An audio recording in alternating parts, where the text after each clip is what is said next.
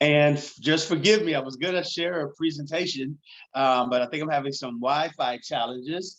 I've recently, as recent as yesterday, changed my address. And so not quite sure, yes, as to what the Wi-Fi expectations would be. And I thought I was gonna be able to be hardwired here. So forgive me for not having a presentation and if there are any Wi-Fi challenges. And And if Maria, you I'm not do sure if mind I me heard you. throwing in there, I just have to. I forgot to say that part. We are proud that Ryan decided to move to the Knightdale area. So now he is right here.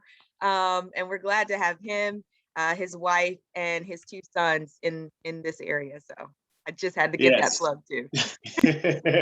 Well, yes, I am. As recent as yesterday, that's another story, Jessica, for another day that we'll share.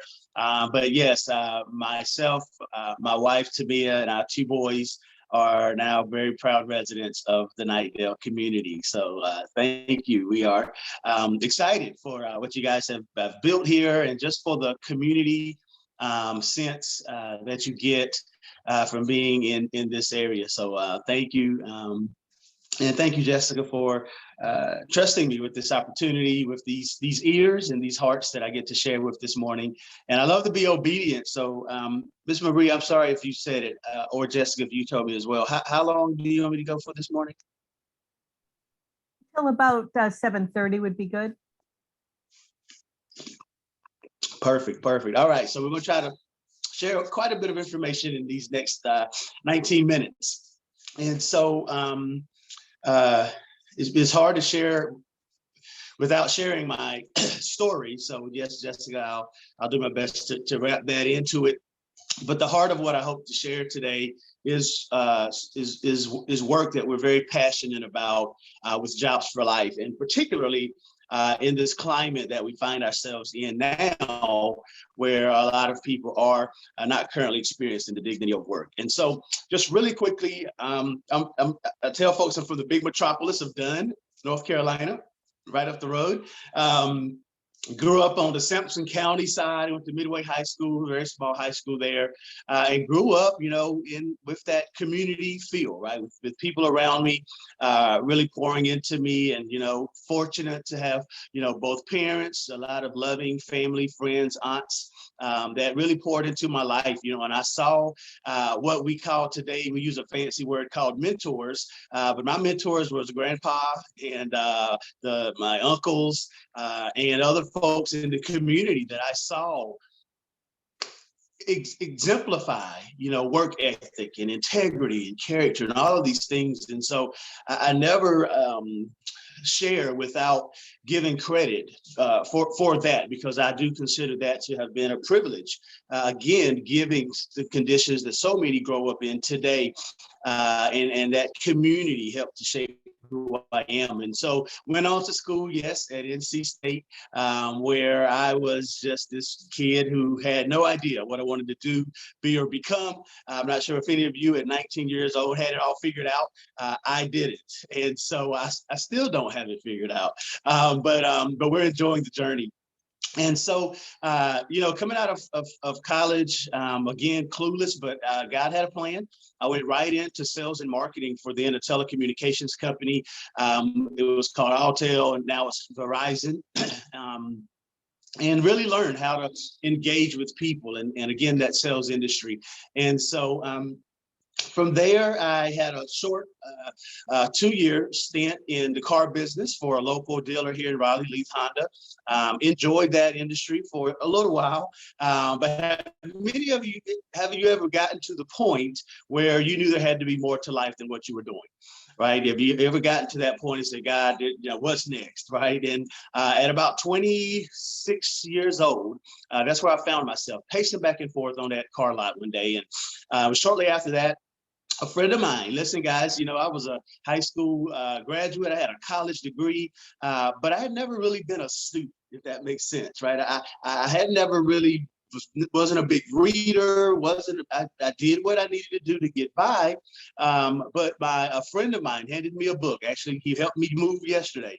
He handed me a book called Rich Dad, Poor Dad by Robert Kiyosaki. And I read that book from cover to cover, and it totally changed my perspective on life and the way I looked at life. And it really, although it frustrated me, it gave me a lot of hope. And so when I read that book, I really did get frustrated with the work that I was doing, and I wanted to have a greater impact and begin to build a future. And so it was shortly after that that accident that Jessica mentioned happened. You know, I often say that when the student is ready, the teacher appears. When God has a plan for you, he begins to lay that out. And so late one Sunday night back in 2003, September 9th of 2003, long story short, I was headed down to Tampa, Florida. It got late, I got sleepy. And, you know, the competitor in me was going to push through and then make the trip. And I found myself resting in the median of I-4 after having ran up under a tractor trailer running about 70 miles an hour. And the car came to rest there at I-4. They came and airlifted me to Orlando Regional, put me back together, stayed there for about a week. And then I found myself back in that big metropolis of Dunn, North Carolina, starting from scratch with my mom putting my socks and shoes on my feet. But it was at that moment that I realized, okay, God, yeah, you have a plan. And shortly after that, through a series of relationships, I was introduced to who would become a mentor. And I didn't know it at the time. He was a very successful insurance agent there in Dunn. And I started attending his Friday morning sales trainings. And it was there where I began to hear things that really just began to shape my philosophy around life. And one of those things I remember so eloquently was that, you know, he said, Ryan, it's not what happens to you that determines your success. Because I was in a low place at that time. He said, it's what you do with what happens to you that determines your success, that how you respond to the challenges and circumstances that life presents us. And I began to awaken to that a little bit. And then I remember him saying, Ryan, it's not it's not success. You know, at that time, you know, success for me was about this achievement. You know, you go out and you get the car, you get the house, you know, you chase these things. He said, no, Ryan, success isn't something that you pursue. He says, success is something that you attract by the person you become. And I always like to say that another way. He said, Ryan, success isn't something you chase after. He says, success is something that will come to you once you become an attractive person. Right. And that wasn't a function of, you know, how good you look or how well you dress. He said, when you become a person of value, when you begin to develop skills that offer value to the world, that offer value to other people, when you get to the point where when you walk in a room and people are like, there he is, that's that person that knows how to listen. There's that person that knows how to solve problems.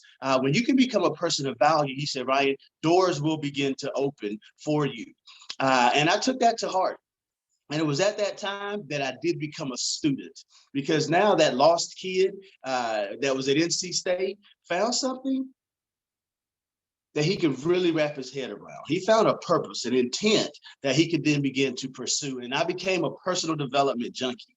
I began to read the books. I began to listen to you guys probably don't remember those things called cassette tapes. You know, you put them in this box and, you know, they would, anyway. And I used to wear the cassette tapes out and listen to all the great speakers, Jim Rohn being one of my favorites, you know, the John Maxwell's, the Brian Tracy's, and they just began to fill my head with this new way of thinking, guys. I was from the country. You know, you didn't hear things like they were saying where I went to high school. And so it just began to just change my life. And so I went from this person who focused on himself, really, because that's what I thought you did, right? And as Jessica said, to really becoming a person who focused on people. I wanted to be a person of service. And there in that community of Dunn, I began volunteering for the Police Athletic League, you know, coaching and training and educating the youth there.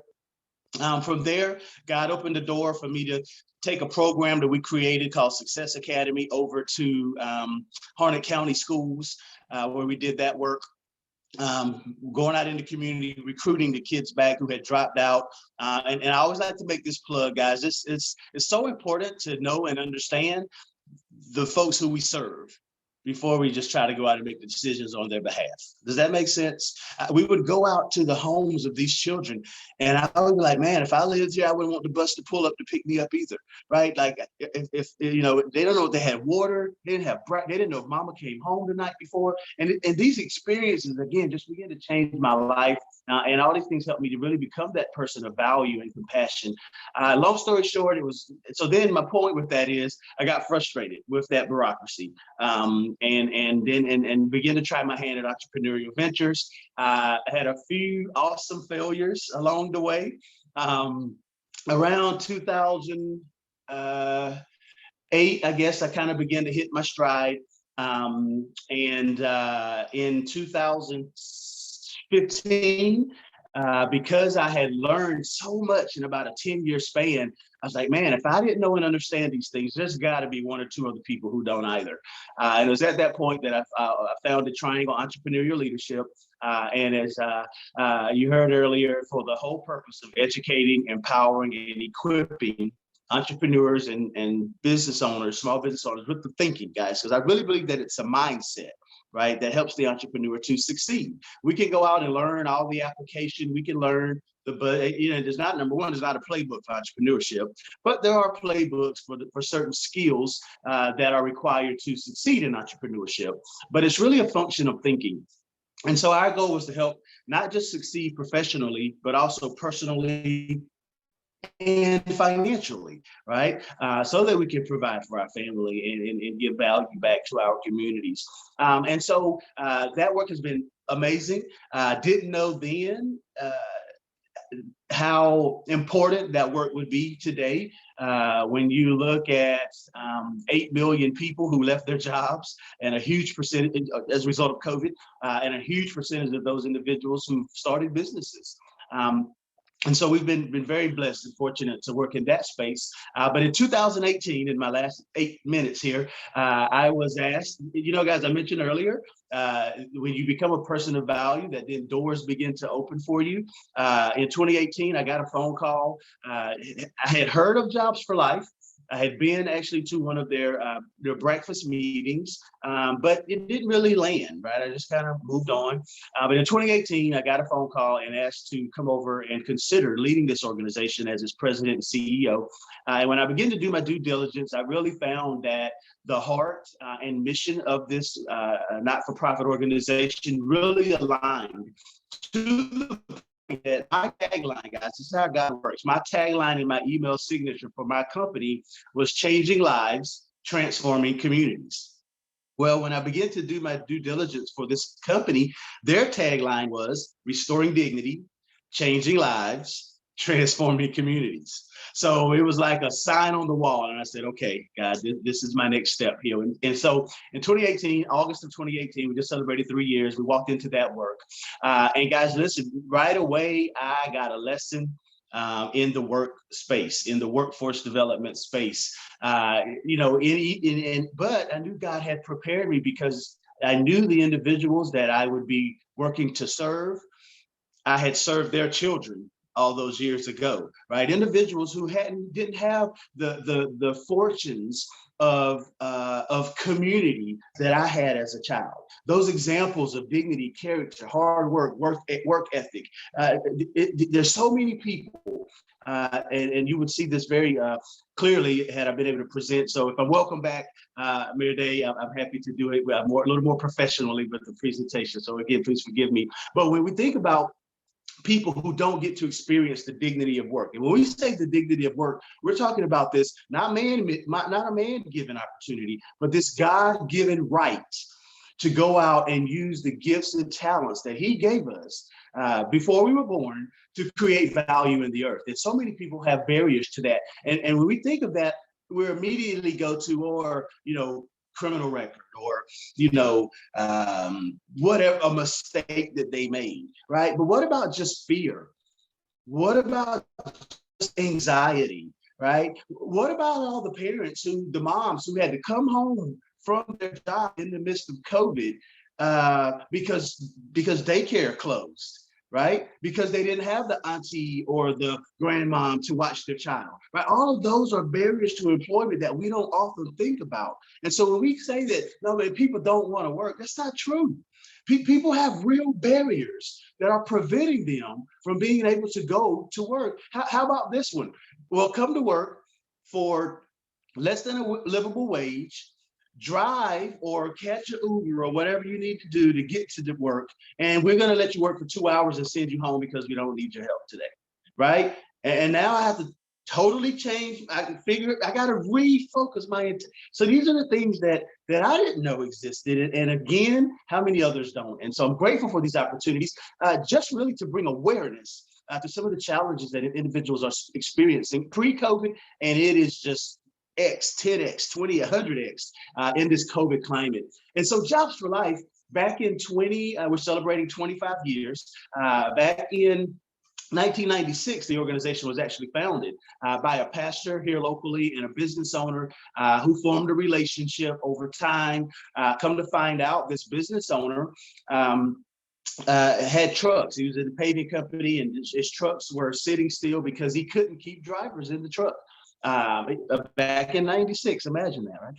And the pastor said, well, listen, I have able-bodied men and women in my church and in my community. Let's help people get jobs. And they were able to do that successfully. But what they quickly found out was that the challenge wasn't just helping people get work, it was maintaining those jobs and then turning those into careers, again, because they lacked some of those skills. And so Jobs for Life at that time pivoted and develop a character-based jobs training curriculum. So why do I emphasize that? Number one, because there's so many job training, workforce development programs out here, guys, and they are all very useful, but a lot of them are more transactional. And what I mean by that, they're teaching more of the skills, you know, the resume writing, the interview, the vocational planning, again, which are great, very needed. But what we found is that people really need a change at heart, right? People really need to understand their value, that they were created uniquely with gifts and talents. And when they can understand that, now they know what jobs or careers to begin to pursue. And then when you align that with the character base that we teach, the integrity, those skill sets, again, that employers really want to see, it helps them to think differently about work. And over the years, we've been able to, Jobs for Life has scaled to over 266 cities across the country. We've been able to impact over 40,000 job seekers, about 72% of our graduates from our classroom model gain employment. And that model traditionally is an 8-week model where we go through about 16 lessons, and we typically partner with a church or a community organization, and we train them to deliver that curriculum to the job seekers in their community. And then we partner with businesses to make sure that those work opportunities are there. Again, happy to share more of those details. But for the sake of time, I'll close by saying this. What we found over these past years, and we were thinking about this pre-COVID, is that only about half of the challenges with unemployment lay on the shoulders of the unemployed. We'll give you a 5-second pause on that. Only about half of the problem with unemployment rests on the shoulders of the unemployed. Well, who's the other half to that equation, Ryan?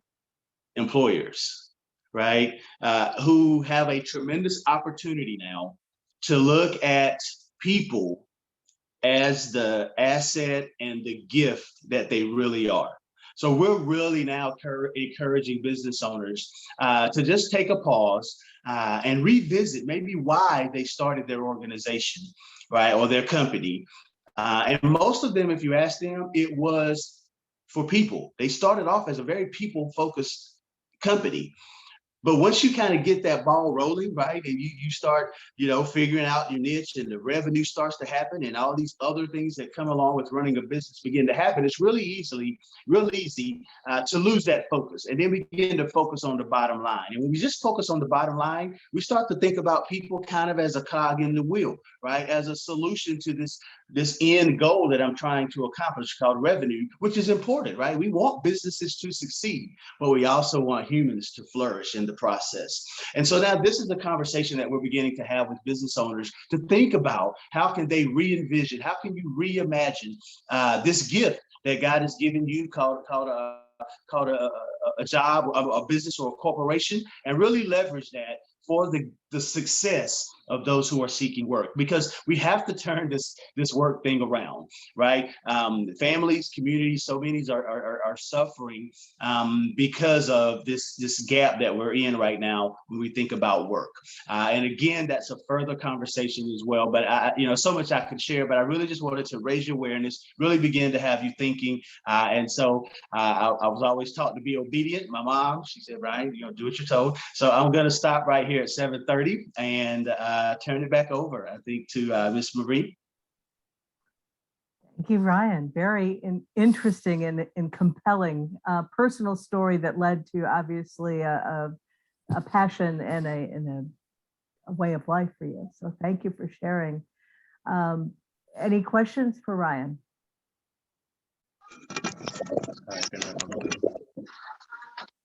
Todd? I don't know. No, but I really enjoyed your talk, man. That was great. Awesome. Thank you. Is that Todd? Yeah. So Todd is a business Right. owner that was. Being here this morning. Do you two know I each missed that. other Say by it again. chance? Todd was a business owner. Yep. We're having No, I don't think definitely so. a lag here in communication, but in any case, Kim had a comment or something?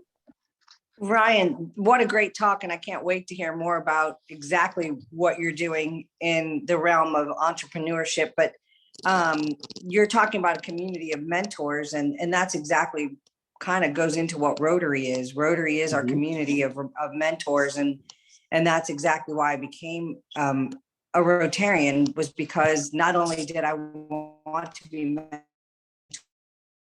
around me in Rotary, but also become a mentor. And the other thing is my husband's an entrepreneur. We own multiple businesses, about 11 at this point, and we're a great network, and we'd like to catch up with you on a outside of this meeting. He is going to be like the chamber, Apex Chamber board, head of their board, and they're doing a job fair, and he just walked through the room and said, I need to speak to Ryan. Well, tell him I would love to. Coffee, lunch, eat whatever, dinner, whatever we need to do. My goal is to jump right in with both feet and begin serving here in this area. So I look forward to that. And thank you, Kim, for being here. What's his name? His name is Sid Smith, and we'll be in touch soon. But Okay. what you're doing is amazing, and I love the background of your whole story. I think it's amazing, and I work with people in Dunn. I work with people in Nightdale. I'm a realtor, so of course I get around. Okay. My footprint's quite large. So yes. Well, awesome. Well, I look forward to getting to know more and sharing more and just seeing where the opportunities lie. Thank you. So when I was district governor, every year the Rotary has a theme. And during my year in 2019-20, the theme was Rotary Connects the World. Well, here we go. Rotary connects Ryan and Kim, or Sid. So very good. The other thing that came to mind as you were speaking is Rotary has a theme. It's called Service Above Self. And that's very much in alignment with what Ryan's story is about. And I'd like to also introduce Rachel. Rachel is the executive director of the Compassion Project. They are one of the recipients of our work this year. They deal with people in transition from homelessness and also address the food insecurity. So would you like to say anything, Rachel, about what you're doing and how it may, whatever? The floor is yours, but you're muted.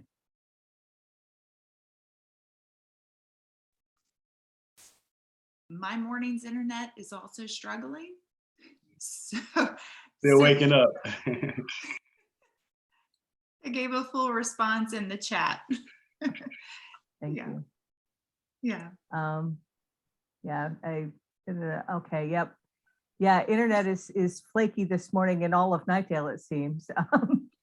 Okay, so we will definitely stay in touch, Ryan. It seems that there's a lot of synergies between the people here on the call and your work. And of course, I will invite you to Rotary since you're new to the Nightdale community, because this club is small right now, not as small as what you would see on the screen at the moment, but we, like any business life cycle, it goes through cycles, and we're in a post-COVID slump and working our way out.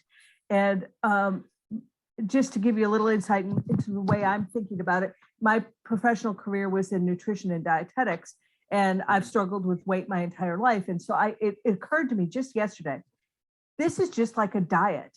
This club, like, diets fail. That is, entrepreneurs fail. It is part of the process. Diets also work, right? So you have to figure out how to retool, how to reassess where we are, how to build on the success and learn from the things that didn't work so well. And that's where this Rotary Club is. So you've inspired me to think about, what you are doing, how to appreciate people and to build on their God-given talents and to move this club forward. So I think that your message spans a great deal. So thank you. Thank you, Marie. I appreciate the opportunity. And just a note, I was a part of the Dunn Irwin Rotary when I lived there. So happy to get back involved in Rotary Club. So please.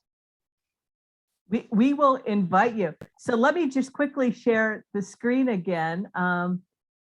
So we don't have a cup that we can give you through the screen, but we will give you a certificate of appreciation virtually. And we thank you very, very much, Ryan. And we will invite you to join us. And if you wouldn't mind letting me, well, first of all, let's give Ryan a round of applause. Thank you very much. Appreciate your presentation. I think we all benefited and were moved by it. I'm going to Happy to stop serve. the recording while I remember to do that.